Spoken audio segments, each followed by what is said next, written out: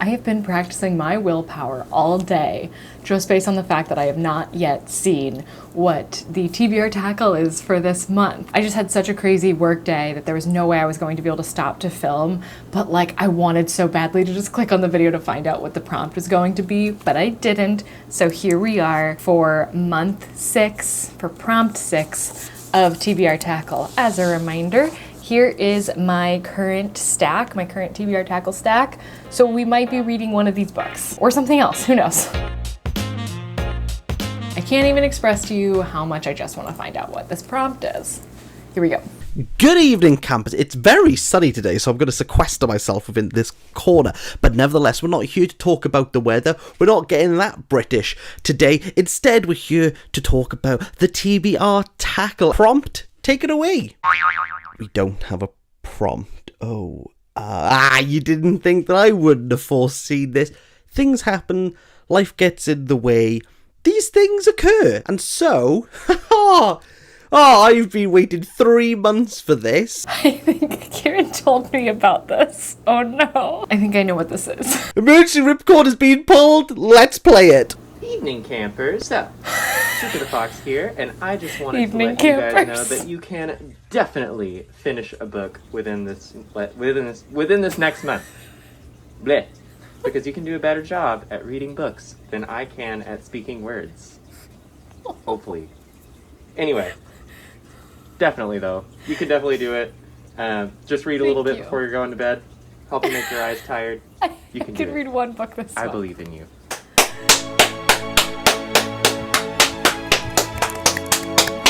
What a legend. Wait, did he have was there a prompt in that? Am I just reading any book I want? Is that what the moral of this is? I honestly can't tell. I just went back and rewatched. I'm now opening up the Discord just to see what everybody's talking about. Okay, so it's just to pick one. So do I be nice to myself and just pick a short read, but then what if I get a Peculiar Peril in June, July, it is June. Oh no. I don't know. Or Radicalized could be nice. I've definitely been looking forward to this one. Okay, so he said to read a little bit before bed each night. So I think I should pick a book that I want to read before bed, which I'm between Radicalized and We Could Be Heroes, because I feel like those are the best before bed books. Actually, the plotters could be fun too. I honestly can't decide. I'm just looking at the lengths of them now. Okay, I think I'm gonna go with Cory Doctorow's Radicalized, which is 4 kind of short stories that are sci-fi based. I think they'll be nice to read at the end of the day. I mean, not that nice, because I'm pretty sure these are all dystopian, but I kind of like a bit of dystopian before bed. Dystopian Dreams is the name of my new band. You are all welcome to join it. We're all in one band together now. It's called Dystopian Dreams.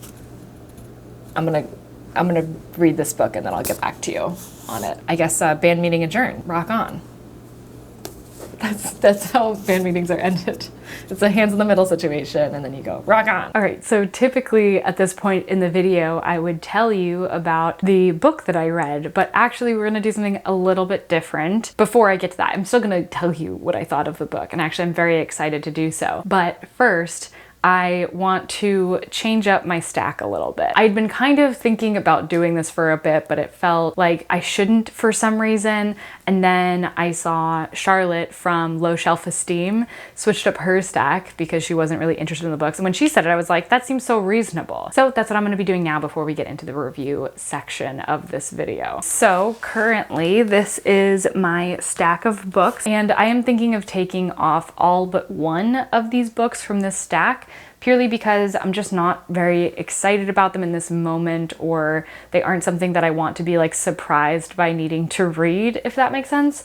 So the one that I do want to keep on the list is going to be Milk Fed by Melissa Broder. And so just to quickly go through what I'm thinking of doing with the rest of these books. So The Plotters by Unsoo Kim, I feel like I haven't heard anything about this since I got it, and I just totally lost the momentum that I had, the motivation I had to read this one, and I'm thinking of unhauling it. And I think there's 3 books from this stack that I'm thinking of unhauling. This is one of them, and I wanna just put out here in this video if you've read this book or you haven't and you just like really, really want me to read it, please do let me know, because that could save these. I'm not gonna like get rid of these immediately. So if there's like books from the list of 3 that I'm thinking of unhauling that you don't want me to unhaul, that you do want me to read, then please do let me know. And if you could, let me know why as well. The next one is Orfeo by Richard Powers, or is it Orfeo? I don't actually know. This one I still do plan on reading. This is a really intimidating book to have on the list. If this were to come up like during Booker, I don't know if I would be able to handle like adding another literary fiction book on top of already like what I've got. And then A Peculiar Peril, same deal. I'm definitely keeping it on my list to read. I just don't want to read it right now. It's a very large book to just like have come up randomly. So I know this takes a lot of like the anticipation out, because this is definitely the biggest book that I had on the list. So it was always a bit of like, ooh, is that going to come up this time? But I think that it's just a little bit too much stress to have hanging over my head, that it's just going to come up randomly. And then The City We Became by N.K. Jemisin. This is one I'm thinking of unhauling. I read the 5th season and also the Obelisk Gate by N.K. Jemisin, and then I gave up on that trilogy. That's the Broken Earth trilogy. And I think because of that, like I just didn't really connect with it, but this one seemed a little bit more weird, if that makes sense. So I was interested, but then I don't know, I lost interest in it. And so yeah, I'm thinking about unhauling it, but please do let me know if I should not and if I should read it. And then lastly, We Could Be Heroes by Mike Chen. Similar deal. I was excited when I heard about it, and now I'm just not really. And I haven't heard anything about this book either. Let me know. Is this a book I should read? Thank you. And then for the books that I am replacing those books with, the first one is going to be Say Nothing by Patrick Radden Keefe. This is a book that is set during the Troubles, I believe, in Northern Ireland, and around a true story of a murder. So this book was given to me by Jill from the Book Bully. So thank you so much, Jill. I definitely want to read this year. So putting it on the stack in the hopes that one month that will be the case, that will happen.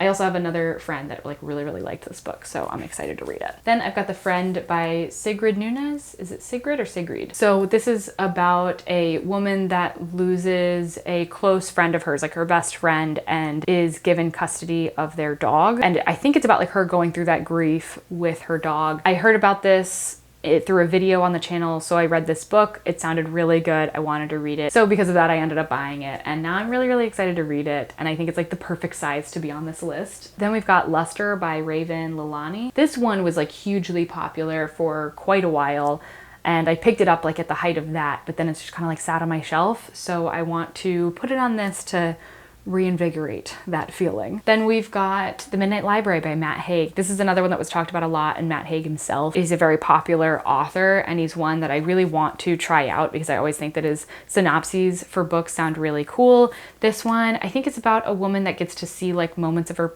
life or what her life could have been by like looking through this library.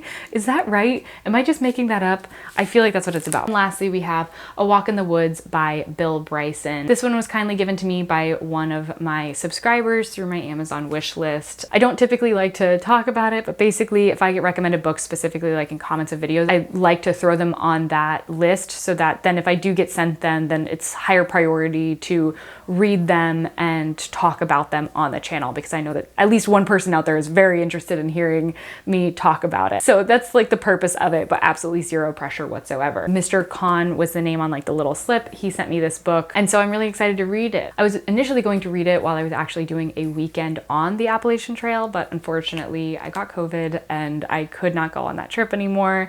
So very sad, but because that didn't happen, I do want to make sure that I make time for this book. So I figure by putting it on this list, that should be a sure way that I'll read it. But as we know, you don't always read books from the list. So this is it. This is the new 6 books that I have for the rest of the year, the last 6 months of the year. I am very excited about this list. I hope that you like these ones too. It looks a lot friendlier to me than what the one was before. Like I can even grip it in one hand, which is kind of incredible compared to what my previous stack was. Honestly, I don't know how I lucked out for so long not getting like really long books as a part of TBR Tackle, but these ones seem a lot more manageable, and I know I feel better about having these be the books that are on the list. I'm really excited now for July to find out what I'll be reading for that month.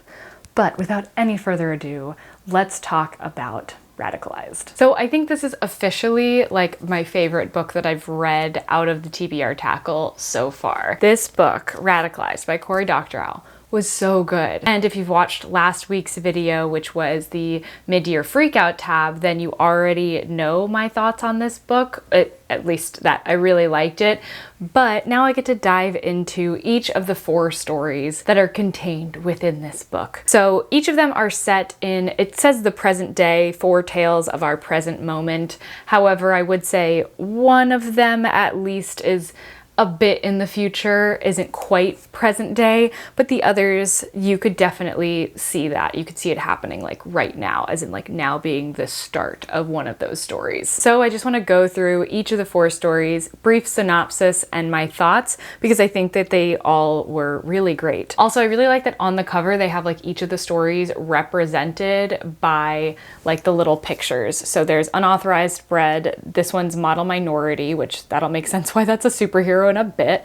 This one is called Radicalized, and then this one is The Mask of the Red Death. So the first story that's in here is called Unauthorized Bread. I believe it's the longest by far of the 4 stories, and it's basically set in this world. This is the one that's like, I would say kind of in the future, although it's very realistic, I would say. Like I could see this type of thing happening. Basically, it exists in this world where, particularly for like lower income housing, if you want to rent like an apartment that is considered like lower income housing, then you get a bunch of these appliances that only work with certain products, and they need like updates regularly. And basically they're like entirely controlled by the corporation that creates them, which we definitely see like in today's world. And so our protagonist, she lives in this building, and the story starts with one morning, her toaster is saying that she's got unauthorized bread that she is trying to toast, but she knows that it's not. It's the bread that she's supposed to buy for this toaster. And basically come to find out, the company itself that makes the toaster is coming into like some hard times.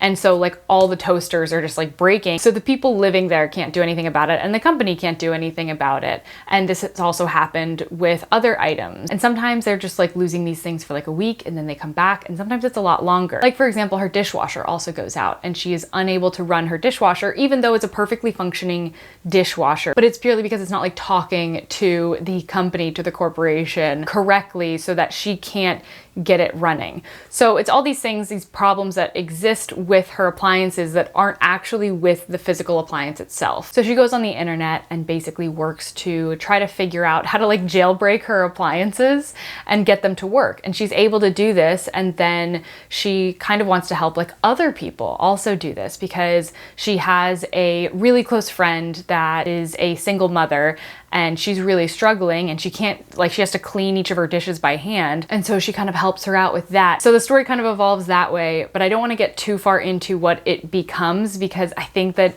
Cory Doctorow just did a really great job of showing like the different angles that corporations will use to make it seem like they're on your side, when really, as we all know, like they're just trying to make a profit. Like that's why they would make these choices in the first place, making products that are impossible for the user to work on, so that they then have to go back to them. Think of Apple products and like how hard it is to fix something on an Apple phone versus on an Android phone. Like Apple does that on purpose to get you to come back into their store so that their geniuses can fix it. It's something that we all kind of accept, but you see like the little ways that corporations like try to pretend like they're on your side and this is really all for you and the user and to make your lives easier. So like you see the corporation in the story kind of positioning themselves that way and saying like, you know, this is so great that you're able to do this, like that lower income housing is available to you, but it's only because we partner with the apartment complexes and we give them money because they use our appliances, and that way they're allowed to give you access to these apartments at a lower rent than they usually would be. So like things like that. It's honestly genius the way that it's done, because you can see so many parallels to what we're already dealing with in the world. So it doesn't seem like that far of a stretch. And I feel like a lot of stories that are like this, that try to say something about our current time, but maybe set it like a little bit into the future, or they like take it to like just a bit of a higher extreme. I feel like some of them feel very preachy or weird, or like they don't fully understand like what the problems are. But it really seemed like Cory Doctorow understood that when writing the story, story and did a really good job of displaying it. I like read that story and I was like, oh my gosh, I'm just so happy that I was able to read this story regardless of like what the rest of the book is going to be like. Loved it. And then I got to Model Minority, the second story in the book. So Model Minority is about a superhero called the American Eagle.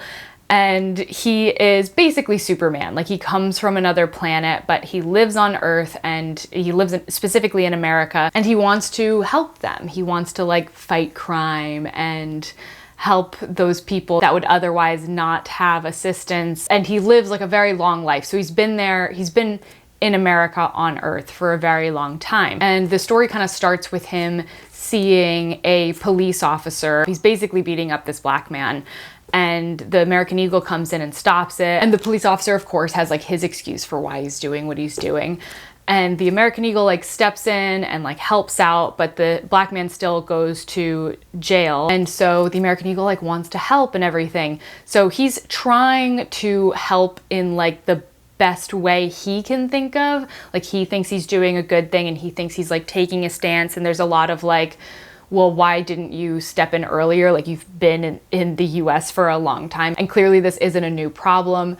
And he's kind of being like, well, I'm just trying to do what I can now. But there's this grander theme of like, this guy can never really fully understand what it's like to go through this. And so how can he make what is the best decision for this man without asking him directly like what he wants the American Eagle to do? And then there's like that whole like performative aspect of it. Like, is it just that? And then the superhero, the American Eagle, he is losing like these connections that he once had. He's losing the backing that he once had and like the support from other people that he had, because he's seen as taking a stance on an issue that is seen as divisive, even though it definitely shouldn't be, but that's the world we live in. And so he's like struggling with basically having people like on his side to fight this thing. So then there's like the question of that, well, maybe I shouldn't be taking like this strong of a stance. Maybe it should be just like a little bit so that I can still have people on my side. And then you're kind of seeing him turn into like basically what a politician is. Oh, and then like there's this whole thing about how like people stopped calling him like the American Eagle and just started calling him like the Eagle or Eagle instead, because he's being like slowly separated from being this representation of America. And like, he's not even really from this planet anyways. And there's a lot of discussion on what it means to be white, and basically saying like you're white until they tell you you're not, as in the American Eagle, who I can't remember what his like actual skin tone is, but I think it's like some odd color, like green. But in this conversation that he's having with this black man, well, I think it's while he's in prison, is basically saying like, they see you as a white man right now. You have all the privileges of a white man, but they can easily start calling you something else. And he kind of points to when there was a lot of racism towards Irish people in the US, like they weren't considered to be white, as in like the majority. And so maybe if the American Eagle acts appropriately, like he has been doing, he'll be a model minority and he'll be able to be held to a high standard among people in the US. It's just really good conversations that the story brings up, and very much you could see it happening today, bar the fact that, you know, like a superhero is in it. But like, it did make it seem so much more realistic than like any other superhero movie, I feel like. Because reading it, I was like, of course this is what would happen if we had a superhero. It wouldn't just be like, oh yeah, they're the best ever. It would be like scrutinizing all of their choices that they make, and if it doesn't align with your belief system, and thinking that this is like a bad person that like shouldn't be on our planet. The third story was called Radicalized, so of course the name of the book itself, and is about this man. So he has a wife and daughter, and his wife gets cancer, I believe, and she's really struggling through this, and he finds solace in like these forums and talking to other people that are dealing with similar things, which is great. However, he ends up on one that is talking specifically about like the healthcare system in the US and how unfair it is and how crazy it is that they could like be going into bankruptcy just because one of them is ill, and that the system is really set up against like anybody that isn't considered like healthy in the eyes of the US. And so it talks a lot about the healthcare system, but also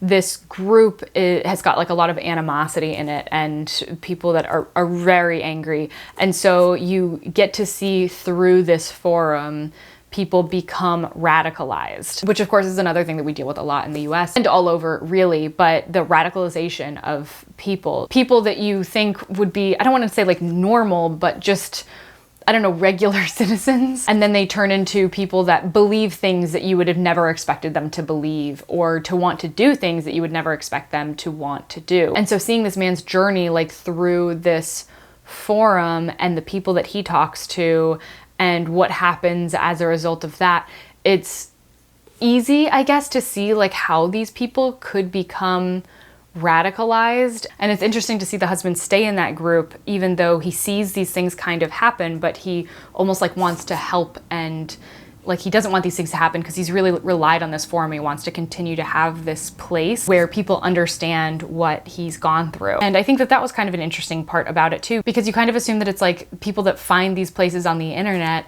and it's a group of people that have like already become radicalized, and then they just kind of join that group and become that version. But really, you know, not everybody in these groups are like that. It's just basically showing like all the different nuances, I guess, in that type of situation, and imagining how somebody could get to the point where they want to do something so radical. And then the last story is called The Mask of the Red Death, which is, I would say, it's maybe the weakest of the four, but I would still say it's a very strong short story. I just think coming after the other three, like I loved the other three. And then this one, I did still really like.